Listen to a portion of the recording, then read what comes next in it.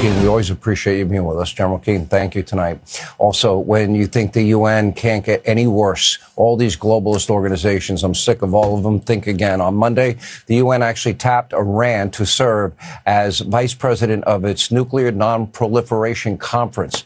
Here with more on this and all the top stories coming out of Iran, the Crown Prince of Iran, Reza Pahlavi, is back with us. Let's get your take where we are now. The one missing piece that I would like to see filled is I'd like to see the Iranian people armed. I know that there are attempts to do it. I don't know if they're successful. I just think that that would be the next logical step. What would you like to see happen? Good evening, Sean. Good to be back with you. What's going to be the ultimate end game is for the people of Iran to reclaim their country. In order to do that, they need to have an equalized playing field. What happened on January 8th and 9th of this year was a massacre to the tune of 40,000 people that were killed in less than 24 hours. That cannot be a legacy of any country that believes in the fact that the Iranian people need to be liberated. In fact, they called for this intervention as a means to find a way out. General Keane is absolutely right. This regime doesn't care about the Iranian people. If it did, it would not have brought us to a point of complete collapse, isolation, as a result of their warmongering and terrorism. But the boots on the ground have always been and should be the people of Iran themselves. But they need extra help. And I totally agree that staying the course is the best remedy. Keep the pressure on them, target the regime's infrastructure, make sure the people of Iran have now a chance to finally come back to the streets. Let's not leave this job half done. Let's go all the way.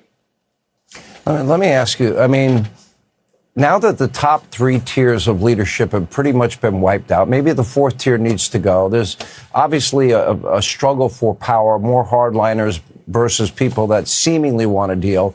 You know, it's inexplicable if you're an outsider looking in. How do you possibly explain that they will honor President Trump's request not to hang the women that were scheduled to be hung, on the one hand, and yet on the other hand, they will cling to this idea that they can still remain a nuclear power, which is absolutely, positively a non-starter and non-negotiable. And now that they're headed to a point they can't store their oil, they're going to have to cap those oil wells, and they'll never come back to anywhere near the capacity they have now. How do you explain what's going on there? Well, of course, all the measures that are taken to bring more pressure on the regime are at play. But what's also at play is the consequences of this regime continuing to survive. And that is ultimately going to hurt our country in the sense that recovering from after the mess that will be left behind will be quite a tough hill to climb, which is why, given the current circumstances, it's the best opportunity while you're at it to get the job done. Let's understand one thing, Sean. This regime and its nature has never been moderate. It has always been radical. There's no such thing as moderate in this system. In fact, if you listen to their rhetoric, and it's not just sloganism, they actually believe what they say. When they threaten to retaliate, to take revenge over the killing of their supreme leader, meaning President Trump directly, and of course retaliating against the countries in the region, I don't think anybody will breathe a sigh of relief as long as this regime continues to exist. It's been weakened, but not to the point of collapse. There are still certain elements of the system that continue to function. These need to be also addressed. These need to also be targeted. Once the regime is on the verge of collapse, the people will be ready to take over. This has to be a synchronized campaign. We are doing our part as a nation. We need the outside help. It did come, but it cannot stop halfway. The regime never intended to negotiate. It probably will not. I mentioned that in previous interviews. And the reason is that in their DNA, they simply cannot coexist with a free world. They are out there with the ambition of exporting an ideology. 200% inflation rate. The currency value is now zero. Half their workforce is out of work. They're going to soon be running out of gasoline themselves.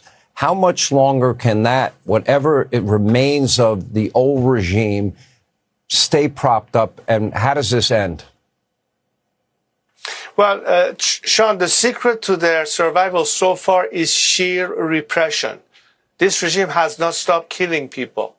It continues to execute people almost every day. That's basically what this regime is doing. But if they run out of cash, they simply cannot pay their mercenaries, they cannot sustain their apparatus, they will be basically bankrupt. And that's also another way to put pressure on them. So it's good to keep maximum pressure, but I think the military campaign has to go all the way to finally bring them down. Reza Pahlavi, we appreciate you being with us tonight. Thank you.